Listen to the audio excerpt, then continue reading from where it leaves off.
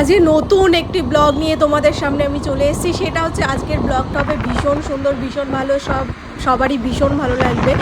এটা হচ্ছে দুধিয়ার একটা ব্লগ নিয়ে আমি তোমাদের সামনে চলে এসেছি। তো এটা হচ্ছে আমরা পুজোর আগে, এটা অনেক দিন আগেকারই ভিডিও করা ছিল, সেটা আর এডিট করা হয়নি। তো এটা হচ্ছে দুধিয়ারতে আমরা গেছিলাম সবাই মিলে, সবাই বলতে আমার মাসির মেয়ে, আমি, আমার দেওয়ার আর আমার হাজব্যান্ড। তো আমরা চারজনে মিলে একটা উইকেন্ডে আমরা গেছিলাম। তো আমরা উইকেন্ড হলেই কোথাও না কোথাও যাই, যেহেতু আমার বোন এসেছিলো তো ওকে নিয়ে তো ঘুরতে যেতেই হবে। তো ও বললো চল কোথাও নিয়ে আমাকে চল। আমি বললাম চল, তুই যেখানে পাহাড়ও দেখতে পারবি, নদীও দেখতে পারবি, সব কিছু মিলেমিশে দেখতে পারবি, তো চল তাহলে দুধিয়াতেই চল।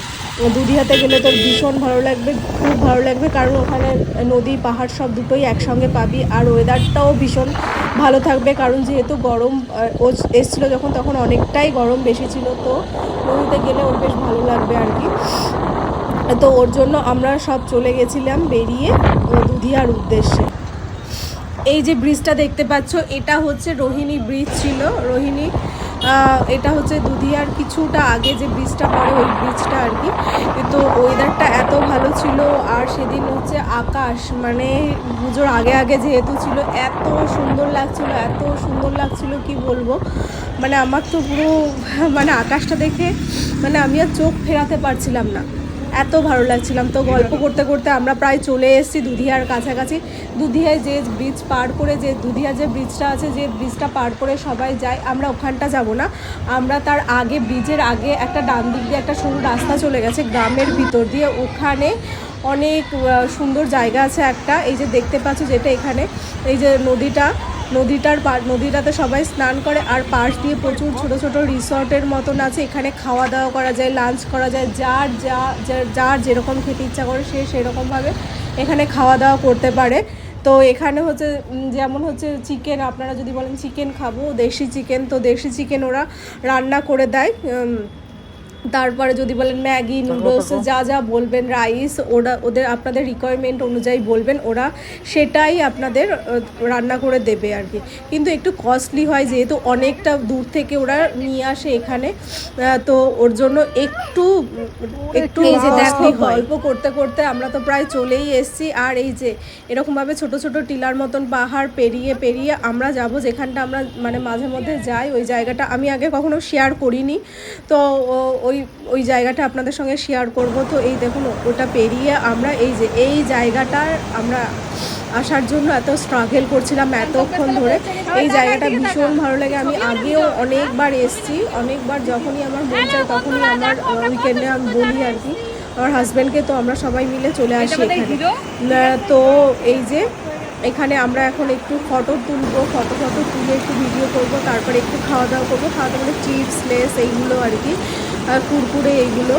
তো জল দেখে আমি তো প্রচণ্ড এক্সাইটেড হয়ে গেছি। আর জল, আমার পাহাড়ও খুব ভালো লাগে, আর জলও আমার ভীষণ ভালো লাগে।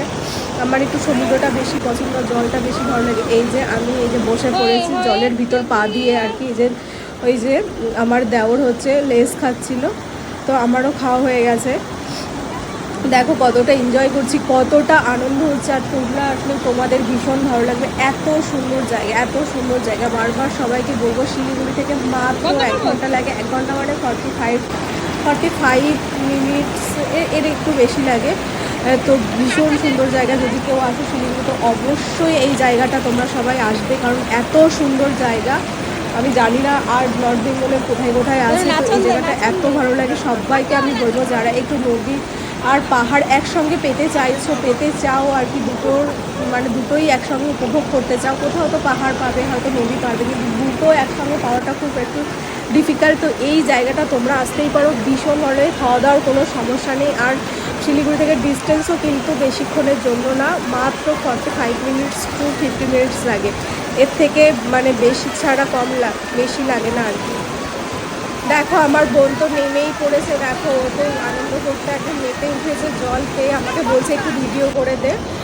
তো ওকে আমি একটু ভিডিও করে দিচ্ছিলাম। এই যে তো ও আর আমি একটু বললাম চলো একটু দুজনে ভিডিও করি, মেমোরি হিসাবে একটুখানি কিছু রেখে দিই, কারণ মাঝে মধ্যেই আসা হয় কিন্তু সবার সঙ্গে তো আর আসা হয় না, দুজন আসি মাঝে মধ্যে। তো ওকে বলছিলাম চলো একটু চিল করো। ও একটা কিসের একটা টেনশন করছিল, তো হয়তো খেলতে গেছিলো, খেলায় কিছু একটা হয়েছিল যার জন্য একটু টেনশন করছিল। তো আমি সবাইকে একসঙ্গে নিয়ে আমি বললাম চলো একটু এনজয় করি আমরা, সেটাকে একটু ক্যামেরা বন্দি করে রাখি। তো ওর জন্য সবাই আমরা একটু খুব আনন্দ করছিলাম, মজা করছিলাম, ভীষণ মজা করছিলাম। আর এমন সুন্দর জায়গা, মানে এটা সবারই মজা করতে ইচ্ছে করবে। এই যে আমি তো পুরো একদম নদীর ভিতর শুয়ে পড়েছি, দেখো পুরো নদীতে শুয়ে পড়েছি, এত ভালো লাগছিলো। আমার তো জল এত ভালো লাগে, আমি 1 ঘন্টা মতন ছিলাম জলের ভিতর, এত ভালো লাগছিলো, আমার তো উঠতে ইচ্ছা করছিল। এখানে শুধু আমি, এখানে ছোট ছোট বাচ্চা থেকে শুরু করে একটু আমাদের মতন কিংবা আমাদের থেকে ছোট কিংবা আমাদের থেকে যারা বয়সেও বড় তারাও এখানে আসে আর কি, উইকেন্ডে আসে। এমনি সব সময় তো আসে, কিন্তু আমি দেখেছি উইকেন্ডে গেলে একটু বেশি ভিড়টা বেশি হয়, অন্য সময় অতটা ভিড় থাকে না, কিন্তু উইকেন্ডে যেহেতু। আর শিলিগুড়িতে আর একটা জিনিস কি, ছুটির দিন হলে পরে দেখি সবাই কোথাও না কোথাও ঘুরতে যায়, একটু মজা করে সবাই, একটু নিজেদের মতন করে সময় কাটায়, যেটা আমার ভীষণ ভালো লাগে। আর আমিও শিলিগুড়িতে থাকতে থাকতে এই অভ্যেসটা আমারও হয়ে গেছে। তো আমিও ছুটি থাকলে উইকেন্ডে আর কি ওকে বলি চলো কোথাও না কোথাও আমাকে ঘুরতে নিয়ে যেতেই হবে। তো হয় নদীতে যাই, না হলে জঙ্গলে যাই, না হলে পাহাড়ে যাই, কোনো না কোনো জায়গায় তো আমরা যেতেই থাকি। তো এই যে দেখো 3 জনে মিলে আমরা একটু জল দিয়ে খেলা করছিলাম, মানে আনন্দ করছিলাম আর কি, একে অপরের গায়ে আর কি জল ছিটিয়ে দিচ্ছিলাম, যেমন ছোটোবেলায় আমরা করতাম না অনেক সময় জল দিয়ে খেলা করতাম। তো ওটাই আর কি ওরকমই বড় হয়ে একটুখানি আমরা করছিলাম। তো এত আমার হাজব্যান্ড বলছিল চলো উঠে পড়ো নাহলে ঠান্ডা লেগে যাবে, কিন্তু আমার তো উঠতে ইচ্ছাই করছিল না, মানে এত ভালো লাগছিল।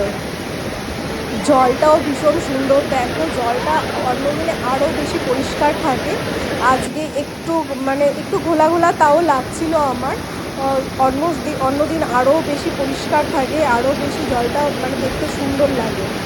তো হয়তো এটা লাকের ওপরও ডিপেন্ড করে, সব দিন সব রকম, যেহেতু এটা প্রকৃতির পুরোপুরি খেলা, তো কোন দিন কেমন থাকবে সেটা তো আমরা জানিও না, বলতেও পারবো না।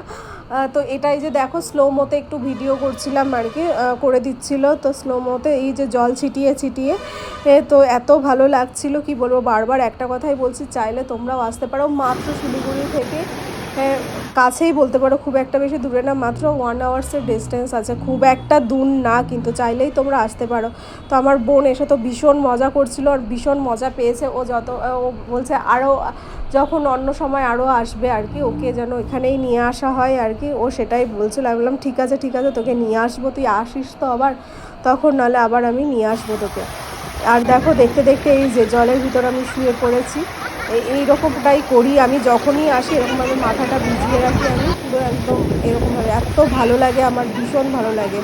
তো পুরো শরীরটা মনে হয় পুরো ঠান্ডা হয়ে যায়, জলটা ভীষণই ঠান্ডা থাকে, যেহেতু একদম পাহাড় থেকে নেমে আসে, তো জল তো ঠান্ডা হবেই, তো ওর জন্য জলটা ভীষণই ঠান্ডা ছিল।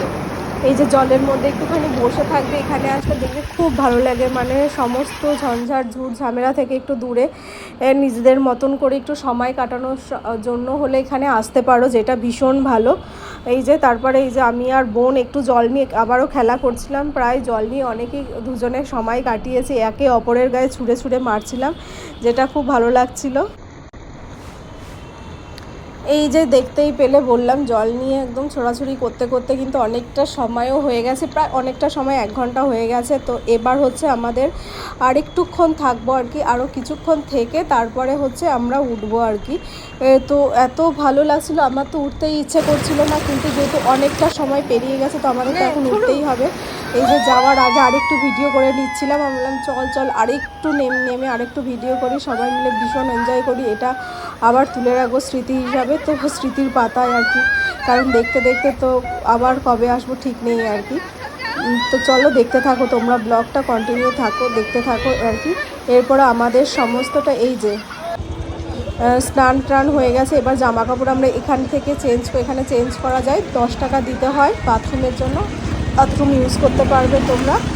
তো ওখানে 10 টাকা দিয়ে আমরা জামা কাপড় সব চেঞ্জ করে নিয়েছিলাম, চেঞ্জ করে এই যে দেখো আমরা এবার বাড়ির দিকে রওনা দিয়ে দিয়েছি, কিন্তু বাড়িতে আমরা যাব না, এখান থেকে একটু পাহাড়ের দিকে যাবো আর কি, পাহাড়ের উঁচুতে উঠবো আর কি। বোন এসেছিলো, বললো চল একটুখানি ঘুরে আসি। তো আমরা যেহেতু 4 জন আসি, একটু বিকেল সন্ধ্যার প্রায় একটু আগে এই যে দেখো আমরা পাহাড়ের দিকে কিন্তু রওনাও দিয়ে দিয়েছি। পাহাড়ে অলমোস্ট উঠেও পড়েছিলাম, মানে খুব একটা বেশিতে উঁচুতে উঠিনি, অল্পটাই উঠেছিলাম, উঠে আবার ওই যে নেমেও গেছিলাম। এই যে দুপাশে দেখতে পাচ্ছ চা বাগান, এটা ভীষণ সুন্দর আর কি।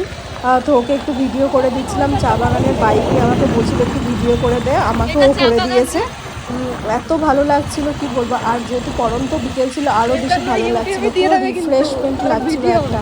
মানে অনেক সংসারে থাকলে পরে অনেক চাপ থাকে, অনেকের অনেক রকম সমস্যা থাকে। তো তারপরে সেগুলোর থেকে আর কি পেরিয়ে আর কি এখানে পাহাড়ে এসে একটু অন্যরকমই ফিল হয় আর কি। এই যে দেখো আমি স্কুটিতে, আর আমার পাশে দেখতে পাচ্ছ এই পাশটা পাহাড়, এত সুন্দর মানে জায়গাটা। ক্যামেরাতে তো হয়তো অতটা ভালো লাগছে না, বুঝতে পারছো না, কিন্তু যখন আসবে তোমরা সামনাসামনি এই জায়গায় ঘুরবে ভীষণ ভালো লাগবে, ভীষণ আনন্দ করবে। আর যেহেতু তো আপনাদের হচ্ছে বাইকে করে পাহাড়ে ঘোরার মজাটাই আলাদা। তো ওদের ছিল বাইক আর আমাদের ছিল স্কুটি, দুটোই আমাদের। তো আর কি আমরা 4 জন এইভাবে। তো এই যে এরপরে এখান দিয়ে নেমে আমরা চলে যাব বাড়ির দিকে। যে টাটা করে দিলাম সবাইকে, আজকের মতো ব্লগটা এখানেই শেষ করছি। নেক্সট ভিডিওতে আবার দেখা হচ্ছে।